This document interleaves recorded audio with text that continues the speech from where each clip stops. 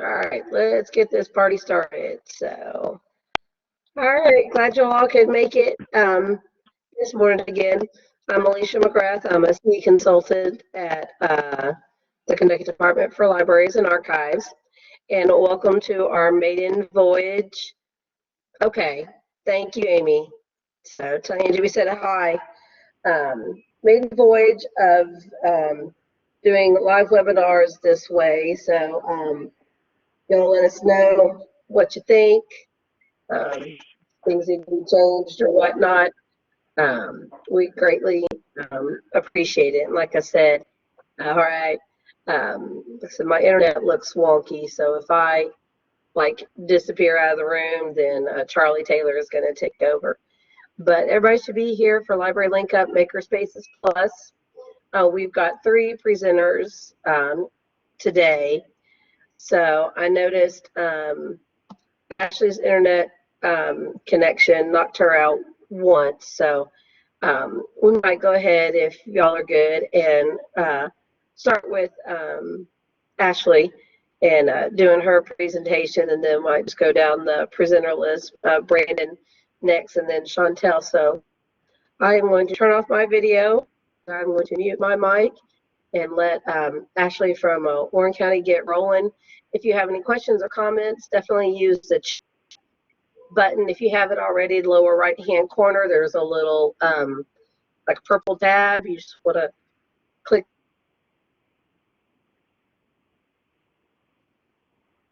It has little lines on it open, and then you'll see there's a chat bubble, the participants, and all of that good stuff. So I'm going to pull up Ashley's presentation now.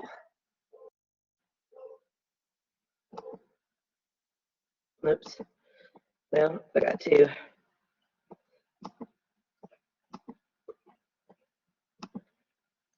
All right, now it should be up. All right, Ashley, whenever you're ready, you can take.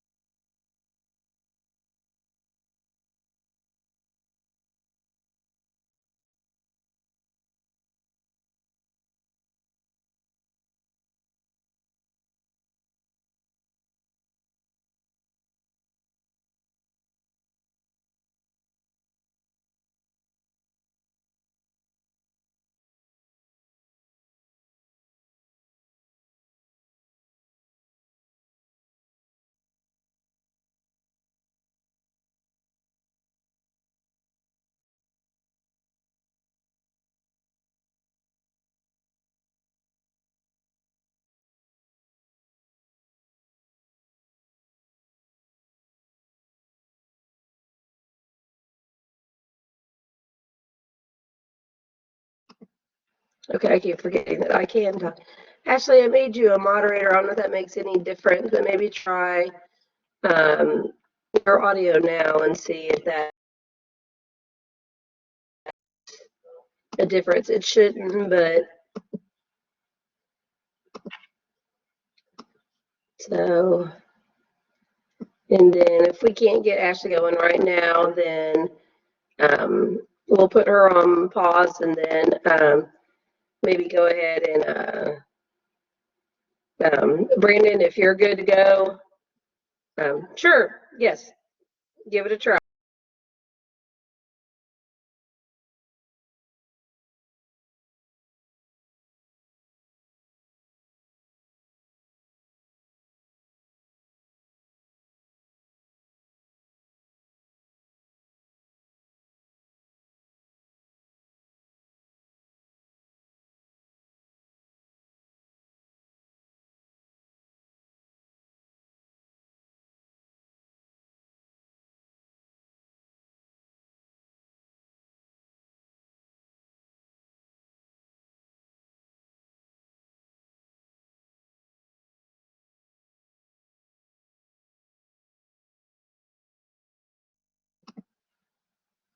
All right.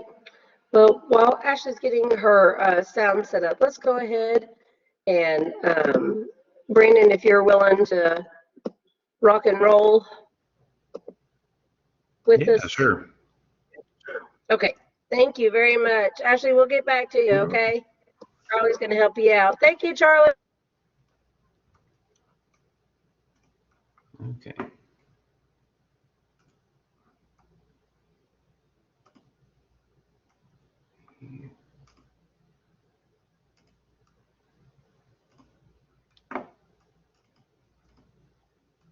Okay. So, my name is Brandon Baldoni. I'm with the Erlanger branch of the Kenton County Public Library.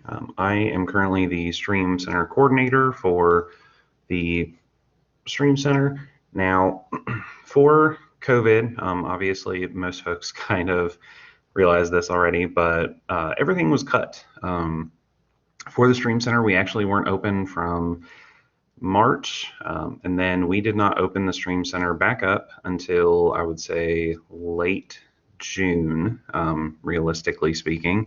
And then once we were back open, we had a lot of restrictions.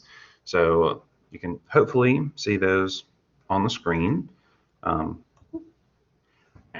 um, Big one for us was cutting folks off at 2 hours in the space. Normally, we do not cut patrons off at all. If they want to stay in there for 6 hours working on a fun project, they definitely can. So having folks in there for 2 hours and then kind of telling them to skedaddle at the end of those 2 hours was a big hit for us. Now, another issue that we had was only being able to have 4 bodies in the space at any given time.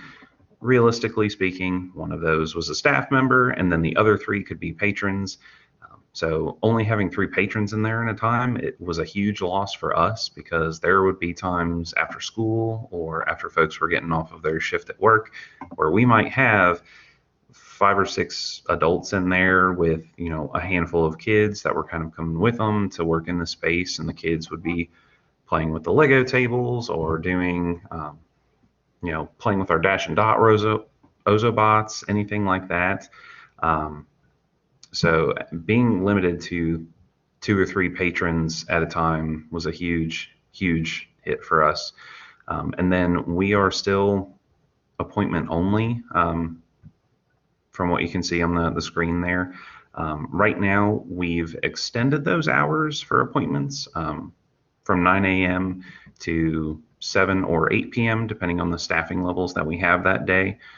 In addition to all the other things that we had to sanitize or do anything like that, we were sanitizing machines after every single use. So if somebody comes in and uses one of our laser cutters, we would wipe down the machine in its entirety just to make sure that everything was being sanitized properly to prevent any transmission from staff to patrons or vice versa, and just trying our best to make sure that everything was safe.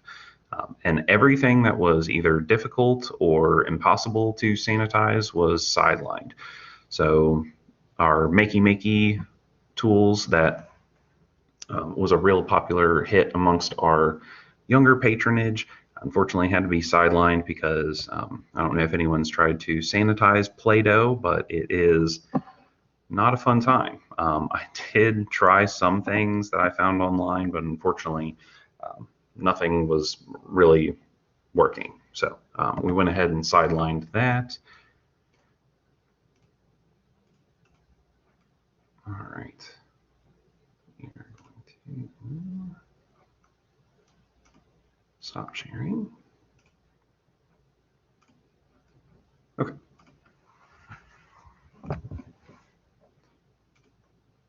So with this,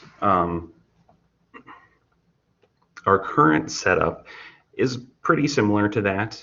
We are still sanitizing machines. Our hours have been extended. We are still appointment only, which is a little bit of a struggle because previously we were having patrons come in kind of willy-nilly throughout the day. So you would have patrons show up at 9 a.m. to sew something without any given notice, which is totally fine. We love having folks walk in with cool projects, but unfortunately now with appointment only, we've kind of had to limit that.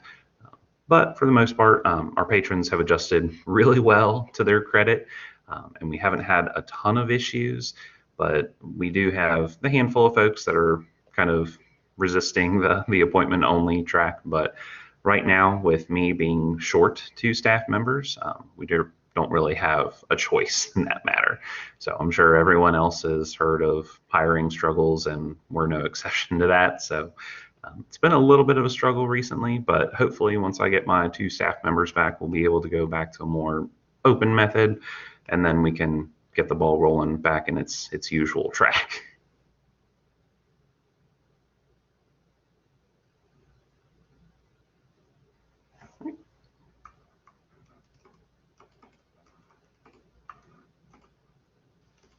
All right, sorry, my mic had to think about what it was doing there for a minute.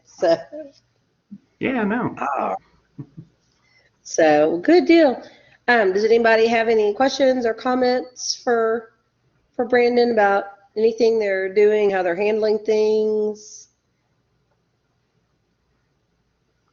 If you do, if you have a mic and you can want to unmute it, you can, or you can type something in the chat. Yeah, I've got my chat. Yep, I've got chat open, so okay. Any questions?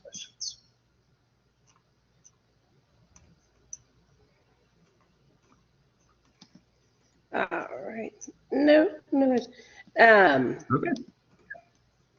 Okay. I'm going to ask one, so I apologize. I'll make it short and sweet. I'm like pretty much Makerspace illiterate, unfortunately. So when you said like the Play-Doh, what you call that? Makey something, or what was that term you used, like to describe things like Play-Doh in a Makerspace? So the Makey in particular is actually a small circuit board that you can use with Play-Doh to make squishy circuits, is another term that kind of gets lumped under. But you can make Play-Doh wires and then have LEDs light up or little buzzers go off. But that was one of those unfortunate things that when it's impossible to sanitize, we can't have it out safely. There you go. That makes perfect total sense. Thank you very much for. So you learned something new today, so it's a good day. All right, Brandon, thank you so much. And like I said, if y'all think of any questions for Brandon later, or just want to talk to him, just let me know or let him know if he's available to be peppered with questions and different things like that. So Brandon, I want to say thank you very much for being willing to come on and present today. Really appreciate it about what y'all are doing up there in Kenton County. Yeah, thank you. All right. Well.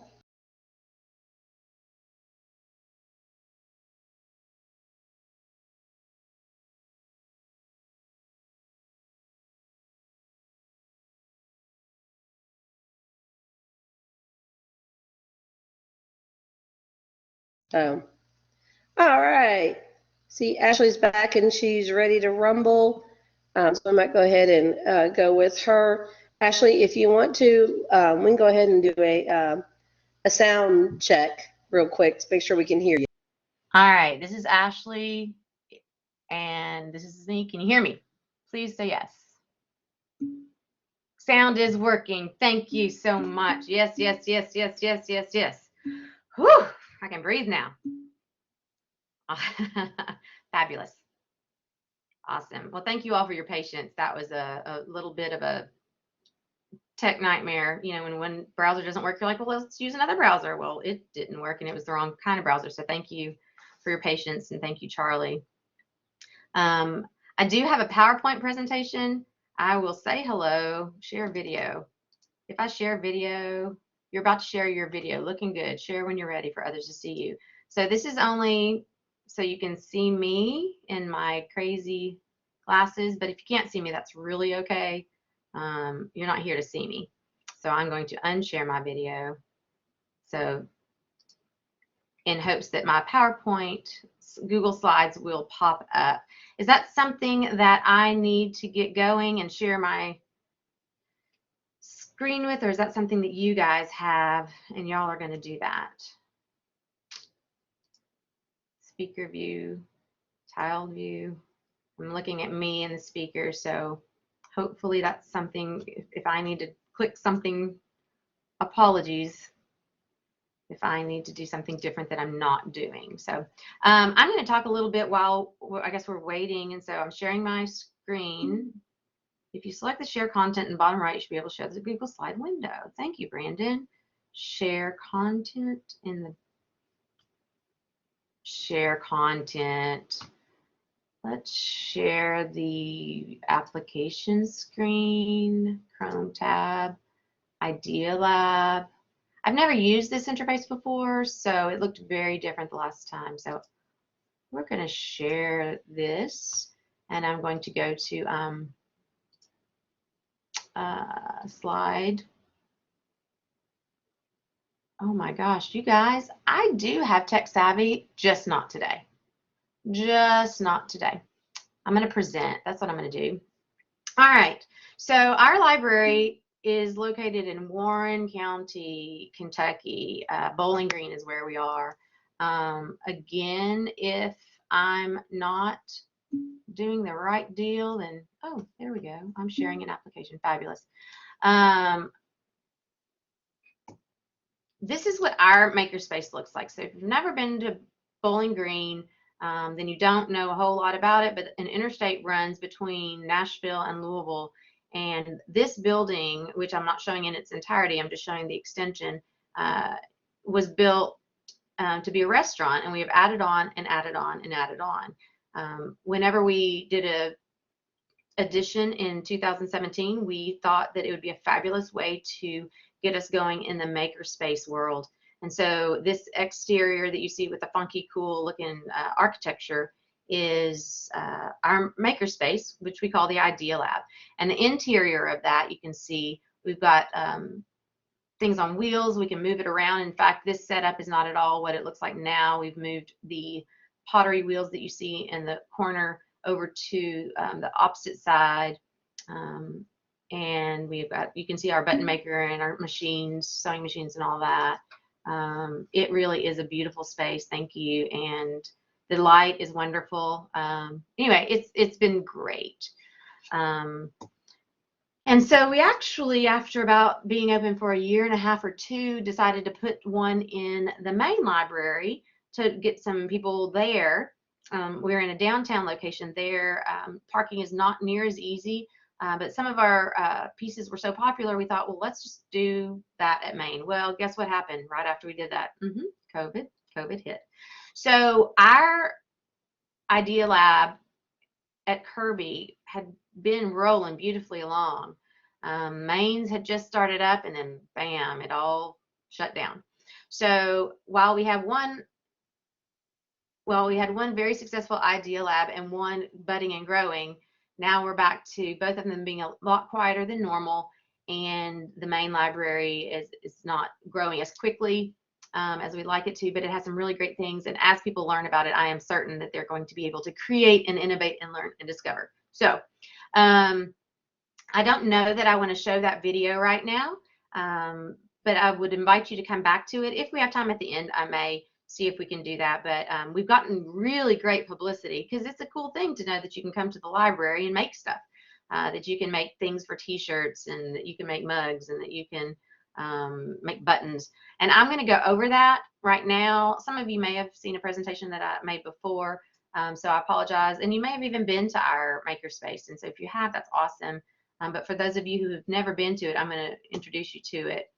The thing that started our library's thoughts for, hey, let's make something, let's do something where people can come and make, oops, let's go back, was our 3D printer. A 3D printer doesn't really print, but it does melt plastic, and it makes it into three-dimensional shapes.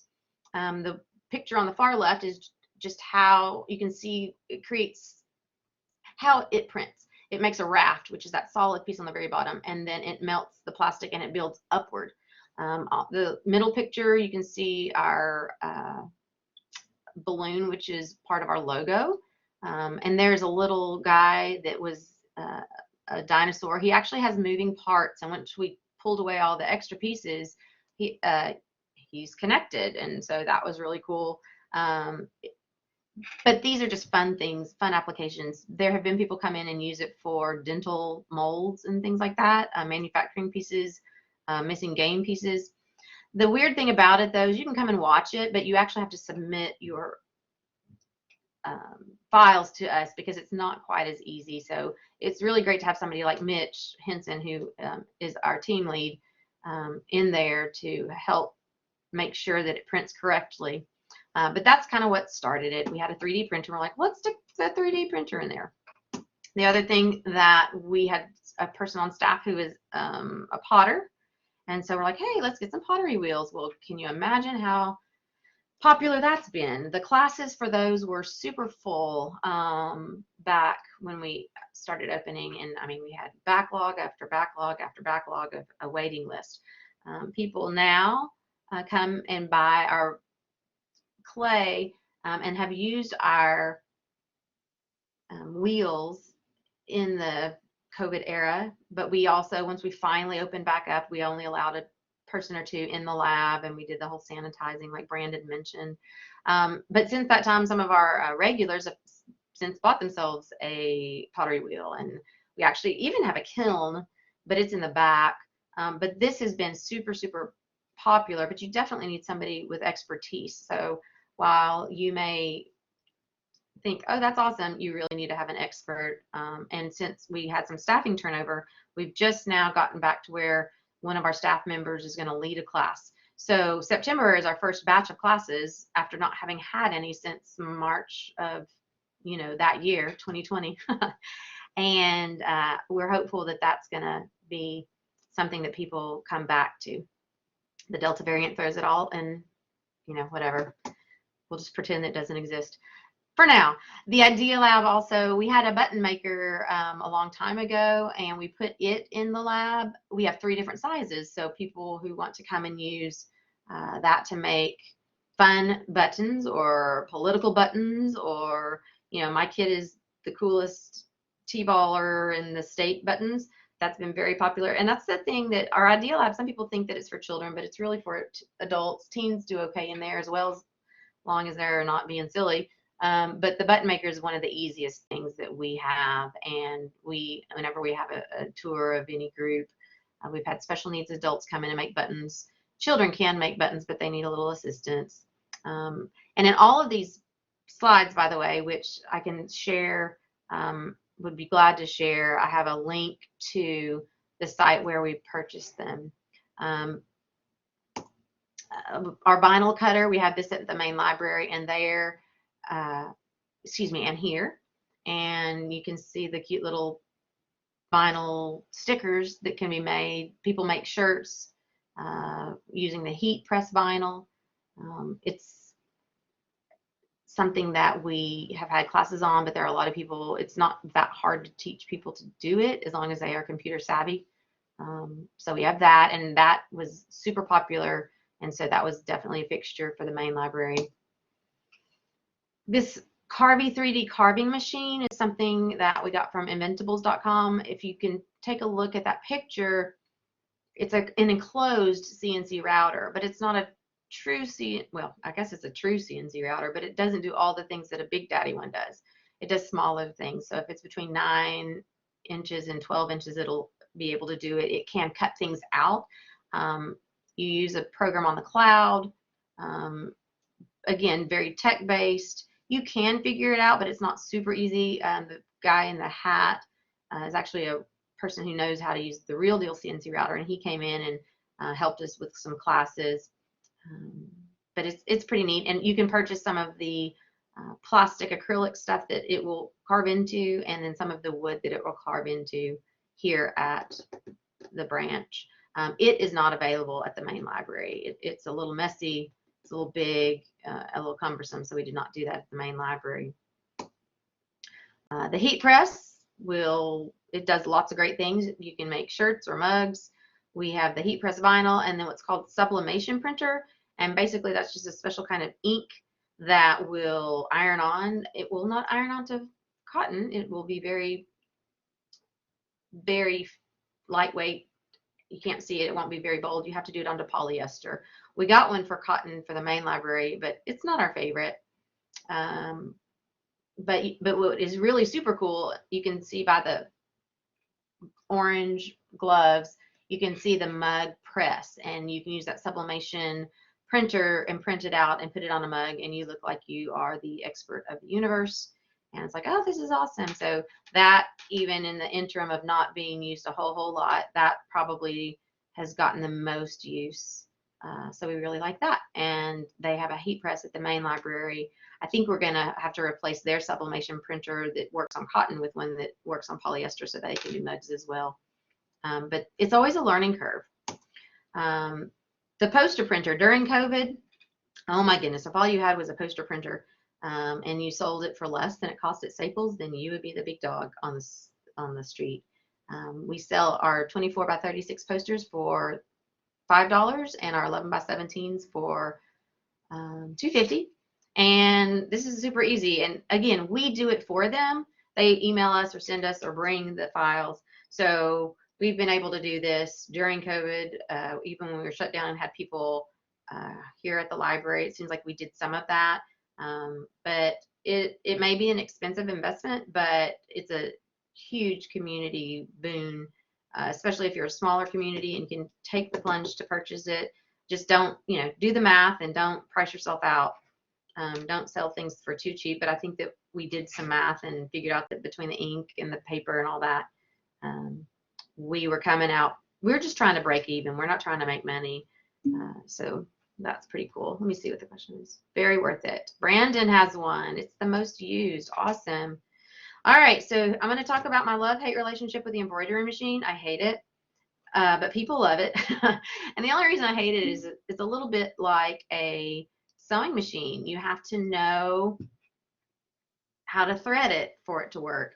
You have to know how to put, I forgot what it's called, but there's something you have to put on top of or below material that I knew all these words, but then I stopped playing with it because it made me angry.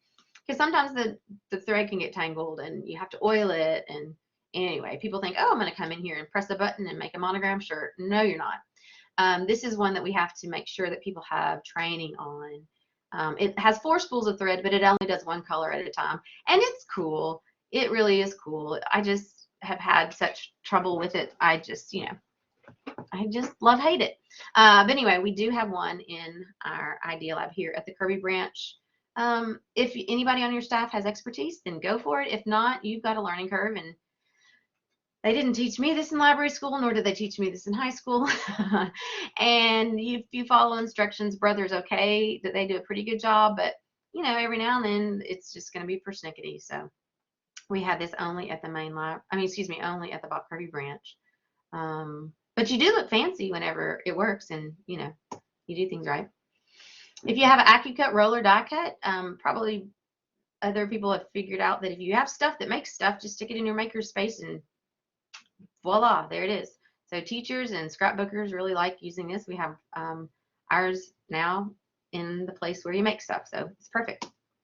This is a brand new thing that is at the main library only. It's a Bind-O-Matic Flex, and it uses heat to create a seal. So if you have documents and you want to make it look like a book or a presentation binder, you can do that. You can purchase the exterior, and all you have to do is have all of your pages, and it will take up to several hundred, I think. I haven't played with it. And then it'll bind it together. So if somebody wants to make a quote unquote cookbook for somebody, it's not a hard binder, it's a soft binder. But they can come and do that. If they're doing a presentation, they can do that. I can't wait to see this be used. And I think we bought it for over there at Maine in hopes that would kind of spur some foot traffic. Easy peasy to use. A nice value added piece. And I have a link to the spec sheet. Cricut has been a big deal. The maker cutting machine really works nicely. And we actually put one of these in the Smiths Grove branch, which is our smaller branch, so that if people want to cut vinyl and do some iron-on stuff. We have done a class with it, and it's anything with classes is always helpful. During COVID season, you know, well, all bets are off. One-on-one sessions are better, I think, and that's what we're moving toward, and that's how we have adapted to having to space out and, you know, masks, no masks, whatever. Sometimes the learning just happens a lot better whenever you have the one-on-one sessions. As I mentioned before, and as Brandon mentioned at his place, we went to a different, rather than a drop-in module or model, you had to make a reservation, you had to kind of distance. We only allowed 3 patrons at a time, and you had to clean and sanitize. Kentucky wasn't all red like it is now. So we'll see how our classes go. Masks are suggested. For our children, we are following the schools model, but we haven't yet required that for adults, but the people who work at our libraries are wearing masks. So we'll see what happens with our classes, but I think classes are the best way to get the word out. And so if we can do that, I think that'll be fabulous. If you want to link to the component list or purchase prices or other websites, I have a Google Doc. If you have a hard time getting into it, I'll give you permission to view. And I have a price sheet for materials if you want to take a look at your budget and see what you might be able to afford. Even if you have only 1 or 2 items in your makerspace, if you can make it, you can do it. So you don't have to have a big giant budget. Again, I'm Ashley Folks, and I'm the branch manager here at the Bob Kirby branch. I would love to talk to you if you would like to shoot me an email. And yeah, that's it. So I'll go back here, and I don't know if there was any questions or comments or concerns, but I'll wait for a second and then turn off. I will stop sharing. Well, I will always share information. But I am finished with my presentation. Thank you. Thanks. All right, thank you, Ashley. Really appreciate that. We might have a maybe at the end, if y'all are still hanging out, have you all, Brandon, Chantel, and Ashley, share your all's maybe favorites and not so favorites of things in your makerspace. So, all right, we are going to turn it over now to Jessamine County, and so that Chantel can tell me how to correctly pronounce her name. Can you all hear me? Yes, we can. Okay, my name's Chantel. Chantel, okay. Okay, I'm going All to right. share my screen. So let's see. Share application. Okay. Can you all see the presentation? We sure can, yes. It is all yours.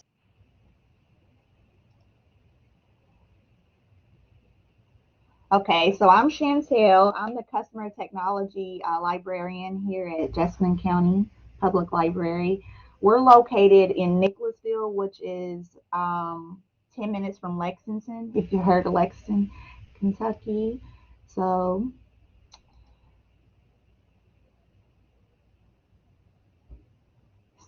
the things I wanted to cover about our makerspace, we call it the creative space here. And so we have a creative space room, a tech lab, a recording studio. That's like our main 3 areas. And then the public computer areas. So 4 areas where we have different things for our makerspace. And then we also do small group trainings and monthly elective classes. And then we started since March of last year, when pandemic hit, we started a YouTube. Well, we already had a YouTube channel, but it wasn't very popular. And then from there, each programmer started doing their own. So the 2 ones that I'm responsible for is Maker Monday, which was videos every Monday that's maker related, and then STEM with Chantel. And then other programmers have different ones as well on the YouTube channel. So I'll cover a little about that.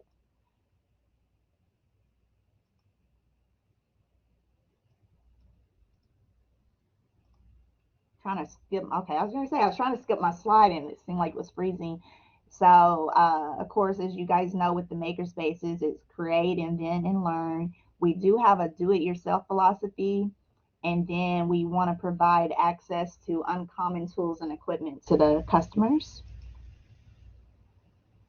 So the first thing that we do for each of our users that want to use their creative space, we have a class called Intro to Creative Space.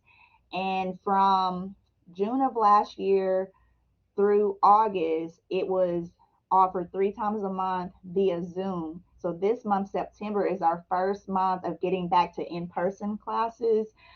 Before pandemic, you would have 28 students in a class, and we offered it 3 times. Well, back then we offered it 2 times a month, once on a Wednesday evening and once on a Saturday. But then during pandemic, I picked it up to 3 times a month, 2 Wednesdays and one Saturday. And now we're going to continue that.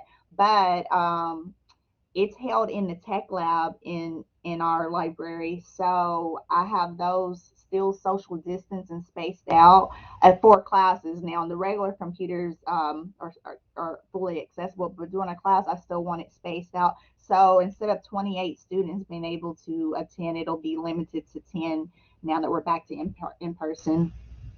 And for that, if there's any students under 18, they do have to attend with their parent guardian and they sign a Creative Space Recording Studio agreement. And basically, after they take their Intro to Creative Space class, it's 45 minutes of just covering a lot of the things that I'm showing with you right now. Then they'll sign up for a follow-up class that gives them deep training on the items that they're interested in from the creative space. And then from there, what we do, we take their library card and we upgrade their permissions, and then they'll be able to use the equipment. So basically, no one that's new that hasn't been trained uses the equipment until they've attended intro and their follow-up. So this is a look of the creative space room. On the left, you can see we have a Carvey CNC machine, the enclosed one, similar to, well, actually the same as the one Ashley showed, but then we also have the big sister, the X-Carve. And that one you can do a lot of larger items, making a stool, 3D and 4D dimensional items on the X-Carve. I'll tell you more about those shortly as I keep going. But then on the other side of this screen in the creative space, there's also a laser cutter that we have, the Epilogue. So that's all that's in that room. But then the next room, the tech lab I was talking about, that's where our 4 3D printers are. And then that's where we have our intro classes and other creative classes. So the 3D printers that we use are Dremel. And we have 4 of those. We use the PLA filament. We offer 1 color per daily session, and they get to use it for 3 hours. Now, during pandemic, from June of last year through July of this year, things were very limited where customers could only be in here for like an hour at a time. Then it went up to 2 hours, and then now, they can be in longer. But so during that time, I had to close off the CNC machines and the 3D printers. They weren't available. So they've just become available again since July. Because also, as you notice, back in the room I was telling you about where the laser cutter is, that's 3 different equipment that was all in one room, and, just for spacing too and sanitizing everything, 2 of those couldn't be available. And from June through July of last year, it was appointment based. And after each slot, like after each customer was finished, we had a 30-minute window for the computer desk workers to come in and sanitize each thing before the next appointment could come in. So now we still sanitize after each one, but they can make their own reservations. It doesn't have to be appointment based anymore. And then for the 3D printers, we use Simplify. That's the program that we do our 3D printing from. But we also, in the trainings, when they sign up for their one-on-ones, we show them Thingiverse and Tinkercad. That's 2 very popular websites where they can go and find some prints that they like. Imagine it kind of like Pinterest. But there's also other things where they can make their own as well. We have a 3D scanner that I'll tell you more about in a little bit, where, you can actually physically bring something in and scan it and save that as a STG file and be able to 3D print it if you needed to. So that's another way you can 3D print if you don't use Thingiverse or Tinkercad. And this is just a shot of some things. If you guys can see, you can kind of see the Dremel printing. And it does, like Ashley was saying, it melts the PLA filament and then it builds up from the platform. And then you can see to the left, that's an item that we 3D printed on the 3D printer, and it's huge. It's basically just a Lego man. And it wasn't something that can be done in one day. It took, several weeks, and then we just hung it up just to show people what you could do if you have the patience and time. You see the different colors, so each one of those colors is a different print job. And then we just use some super glue and glue it together.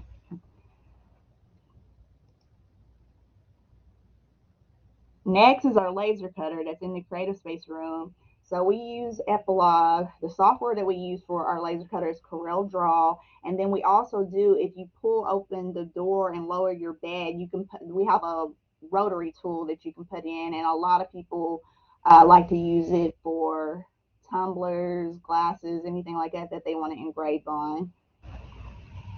And during their one-on-one follow-up after intro, we cover all the safety, procedures. So this one was probably the most popular during pandemic because only the laser cutter and recording studio were still open. The 3D printers and CNC were closed. And then we had our vinyl cutter. So anyway, this one I would definitely say was the most popular. You get it for an hour because, laser jobs don't take as long as a 3D print job would take. And this is just some examples of some items that I can do. That's a tumbler on the left, and this is the a wood job getting engraved on in our laser cutter. So during the training, we cover the items that are approved: wood, glass, and acrylic. Things that aren't approved, and so they're able to use the equipment for free, but they'll bring in their own materials, to use. And we have a filtration system. Oh, let me see. I don't know if this video will play for you guys.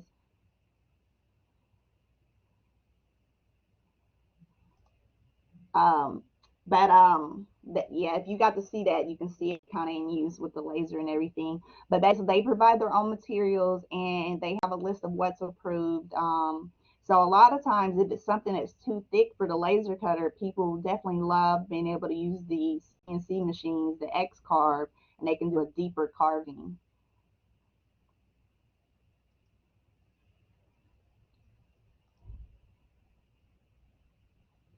So another shot of our CNC machines, the Carvey, that's the smaller one that's enclosed, and then the X-Carve is the bigger one. They're both made by Inventables, and Easel is the software. It's a web-based software. So in the training, when we train everyone, they log in and create an account. And the cool thing about that is they can work on it, from home, designs and everything if they need to, and then just come in with their materials and be able to carve. During the initial one-on-one, we use HDPE, like a plastic, and they'll end up leaving with a little, creation that day. And the cool thing about it, honestly, the way I train the customers, I walk them through the steps, telling them about the bits, the clamps, and I use little catch names for it, like steps. I'll use the a name that helps them to remember it, but then they'll see the technical term for it as well. So I walk them through everything, clamping down the material. But then when they go into Easel, it step by step does everything I just orally and physically hands-on showed them. So it is really they find that good because it's like them hearing it for the second time. So then by the time after they've been certified to use Creative Space, they feel less nervous when they're there on their own after their initial training because they've already hands-on done it with me, and then the program walked them through the steps too. And it's really cool because once you load your design and you have everything, once you press go to carve, it's going to let you know. It's going to have red marks on it letting you know if you have something that's going to get cut into your grid lines or anything. So it'll warn you if you're paying attention that something's not set up right if it's not. And then here's up at the top left, that's a shot of it in use with your bits. So, and then you can see the little clamps and everything I was talking about. So if your design, if you had it where it was supposed to be carving and it's going too far past the little clamps, you know, you will see a marker telling you that you need to change the setup for that. So you can just see it in use now, and that's just the HDPE plastic that we just use for the one-on-one trainings, and they'll bring in their own materials, you know, when they're ready to do their own project beyond training. Um, we have a little vacuum with for the, we have a little one for the X car for the Carvey, and then we have a bigger one for the um, X car. And we also have a little one over by the laser cutter. So one thing that I do in training, I train them to clean up after themselves. So when they're done with their job, you know, they're gonna turn the machine off and vacuum all that debris up. And then for the closing duties of the computer desk worker or creative space worker, because on certain shifts I have a creative space worker as well. They'll, you know, clean in the evening too if there's anything left. But everybody is responsible for cleaning, and that definitely helps. So next is our vinyl cutter. We have the Roland Versacam. We've had it for 2 years now. Well, let's see. Yeah, 2 years now. So we got it before COVID, and then it definitely was the second most popular besides laser cutter during pandemic. Um, the three materials that we do on our vinyl cutter is the vinyl, banner, or photo paper, and it's charged by the foot, like by the length of the material, not by the height. And we just got a heat press. So with the heat press, we can do shirts, hats, and tote bags. Basically, you just switch out the bottom piece of the bed. If you want to use hats, you'll switch that out. And we have these two different sizes for hats, or the sleeves of the shirt and things like that. So basically, what they're going to do, they'll have their design that they did in Corel Draw, and you're just going to make sure you put in your contour cut lines. And then from there, VersaWorks is the program that we use to send it to the vinyl cutter.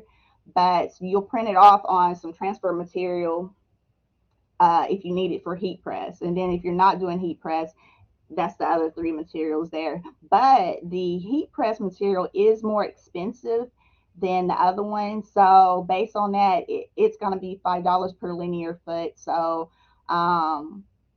I try to promote the customer when they have their design. If they're doing a shirt, go ahead and make a pocket. Make a pocket, make a front, make a center, do some things on the sleeves or back as well. Get the most as you want that can fit on that fit in that foot if possible, you know, because that's the charge anyway. So you know, that's our newest one, and everybody's excited about that.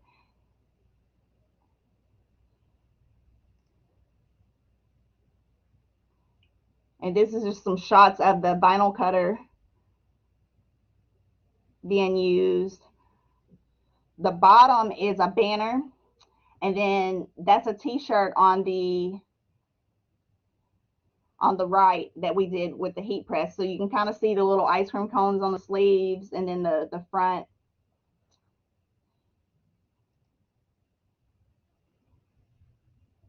So other items that we have that are in the public computer area, now these, they don't have to be trained in intro for, but it's still provided. Anybody can use these. We got the media conversions where you can take VHS and convert it to DVD. We have the where you take vinyl records and convert it to MP3 or CD. We got the flatbed or batch scanner. So, you know, a lot of times people will come in with their old photos and you don't want to digitize those. Same thing for document scanner. Um, Times when they need to upload something to websites or whatever. And then we have two Z-Space AR/VR computers. That's that top machine that you see with the glasses and little stylus pen. Now that one, that's the only one that's still not available because we sanitize everything after each customer gets up, and we use 70 to 80% alcohol. And for the AR/VR machines, it can't use more than 50% alcohol. So that's the only one that's not available right now. We just have those turned off, and basically it won't be available again until, you know, pandemic is over.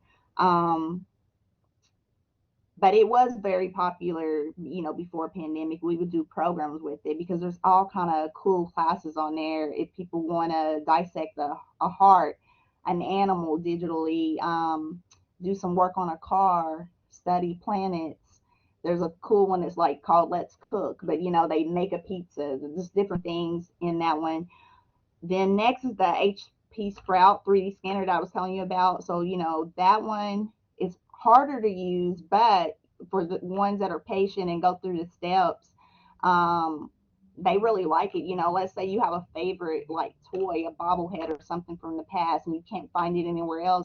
You could 3D scan it and then be able to take that file and go over to the 3D printer and you know, print a replica. The only thing about it is, you know, colors.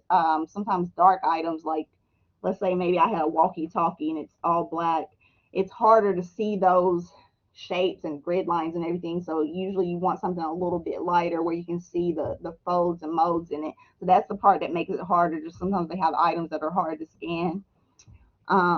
And then next, so in the tech lab and also our 3 accessibility computers, we have these programs on all these things. So we got Cakewalk and Band Lab because this year we did away with our Macs. So going from GarageBand, I had to find something that was really good PC based. So I ended up going with Cakewalk, which it was the one. I have a lot of people that love doing podcasts. I needed something where they can have multiple, you know, three microphones if needed. I needed something that was going to be closest. So the best one that I found that was user friendly for the public was Cakewalk, and BandLab is the web version of it. So Cakewalk is a software that's installed on the computers, but then BandLab is the online version if you want to just go to it and log in. And it's a little more user friendly, but it has less capabilities than Cakewalk, but they're made by each other. BandLab makes Cakewalk. So I have those that are offered, and it's on 10 computers in the tech lab, and it's the ones that are marked that spaced out for social distancing. And that same program is in the recording studio as well. So if they wanted to record something in recording studio, but then want to come and edit, you know, a different date, but the recording studio was full, they can be able to still go into the tech lab and use the program and just have their earphones and edit if need be.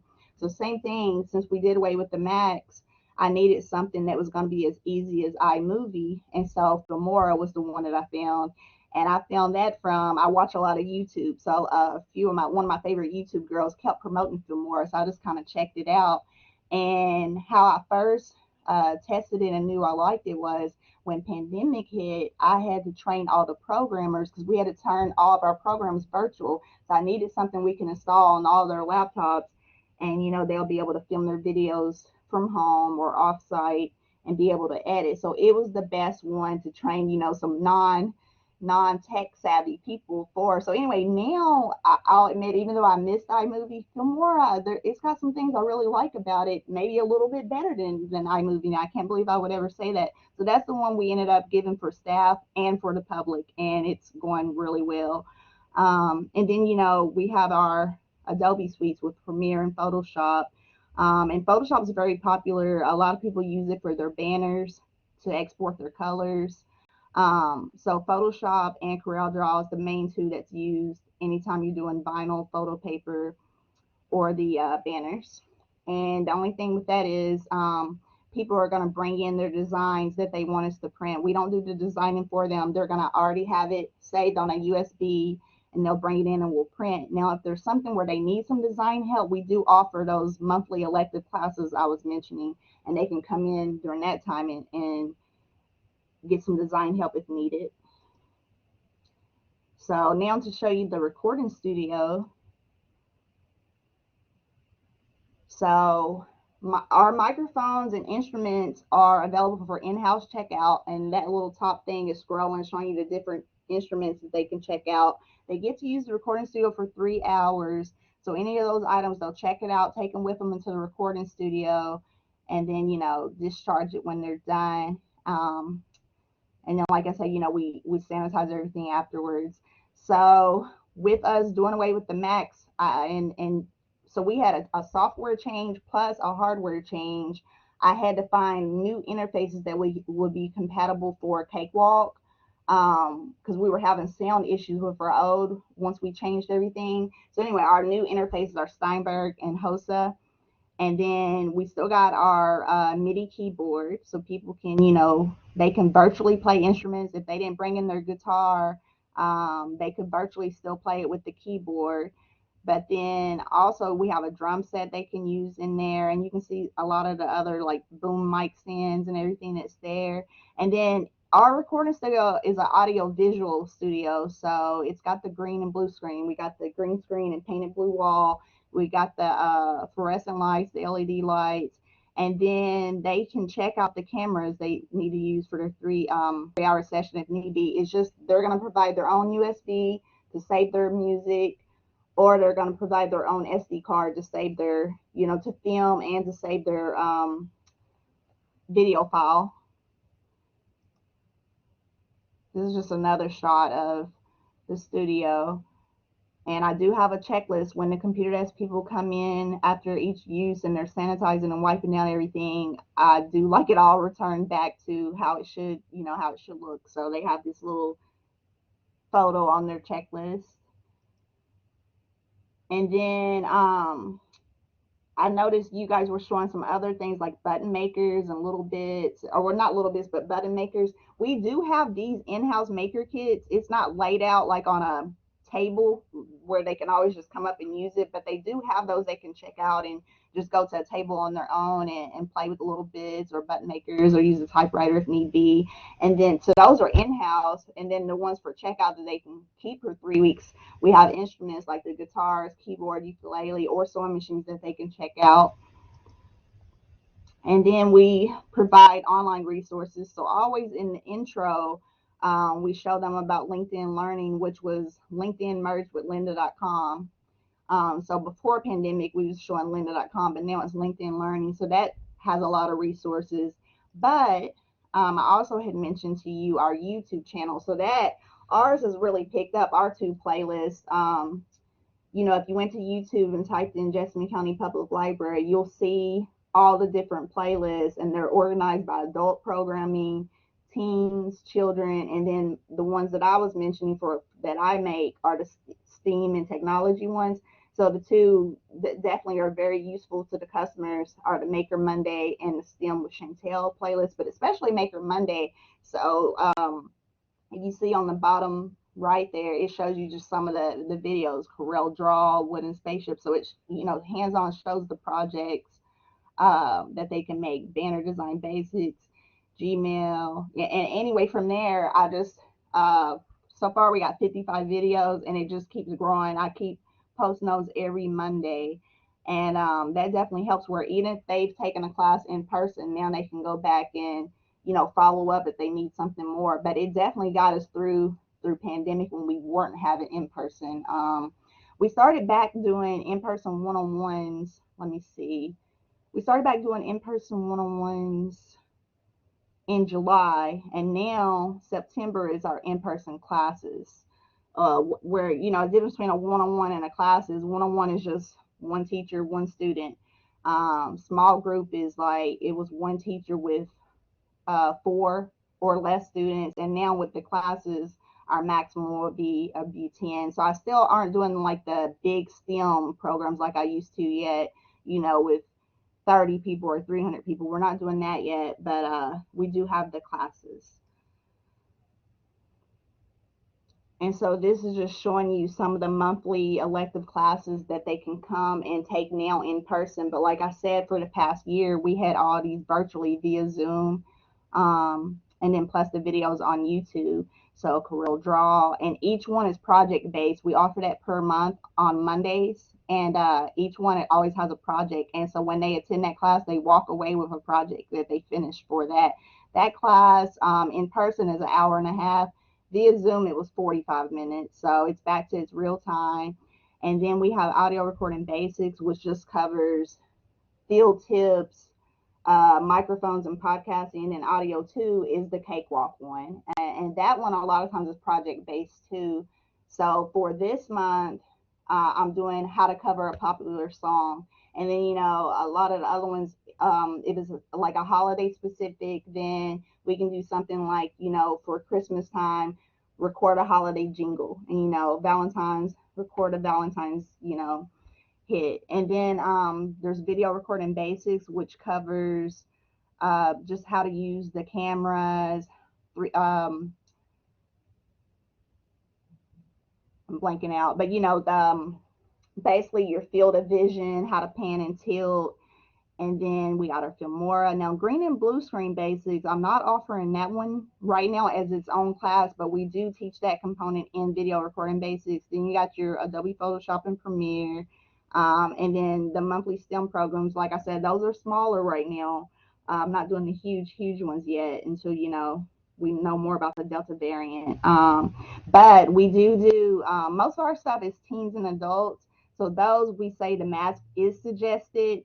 But if there's any, and that's another thing for my STEM programs, those are more, it always has younger kids. So for the younger ones, if they're under 12, then the masks are required. So anyway, all the programs and reservations are free.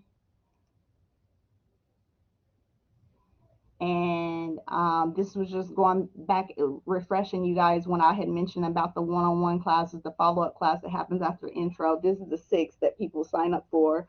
Laser cutter, 3D printing, Carvey, Xcarve, and then recording studio audio or video. So, you know, sometimes you'll get somebody that's like, man, I want to learn all of it. So what we will do when we book it, they can book 3, you know, at one time. And then after that, after they finish those, if they want more, they can. But sometimes you might also have somebody that only is interested in one thing. All they want to do is 3D print. So, I mean, they're not required to take all 6. But once they take the one that they need and they've had their intro, we do upgrade their permissions for Creative Space. And then I'm the lead of the department, and then Ty and Dustin, that's my Creative Space specialist that help me do the appointments, the one-on-one appointments. And that's everything. So let's see, I'm gonna stop sharing the screen.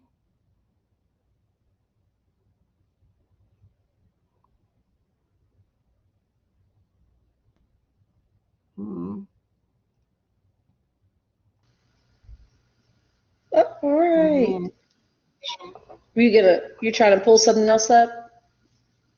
No, just trying to get out of the screen.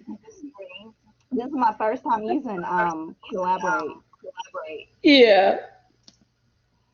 Well, I'll throw something else. Yeah. And I'll throw that. All right. Thank you so much. You all, Ashley has a question for you in the chat.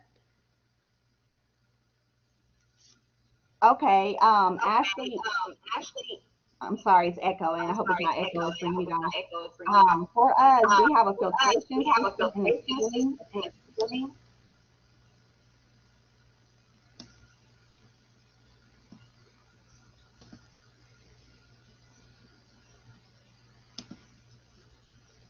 It's not echoing for me, but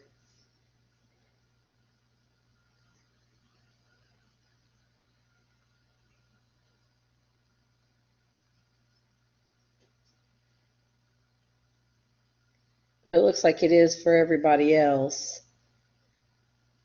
So,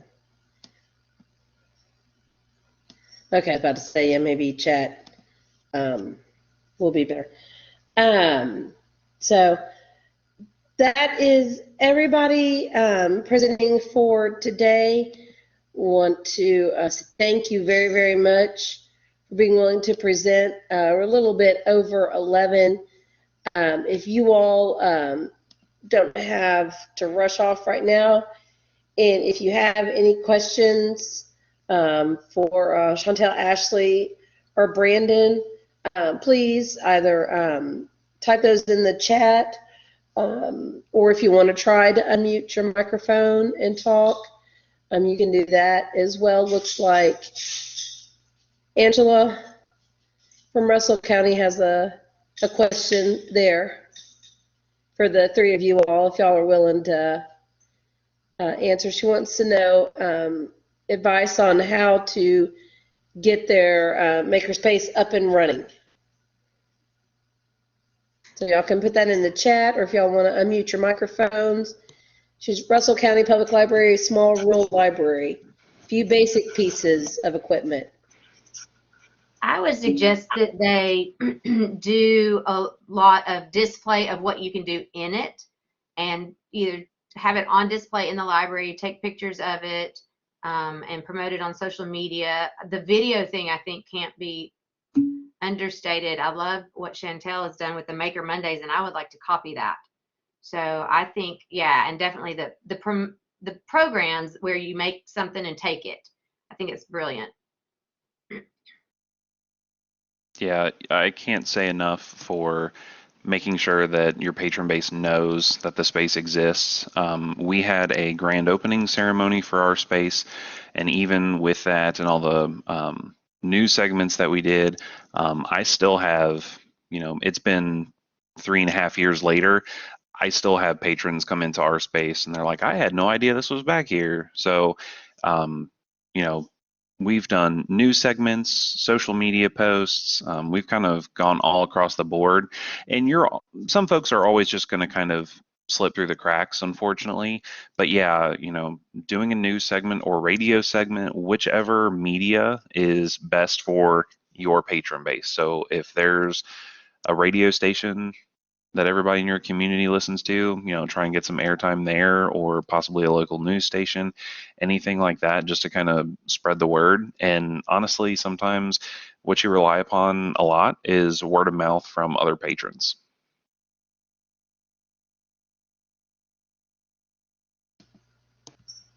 All right, thank you all so very much. So Angela, hopefully that helps some. And like you said, if you need any,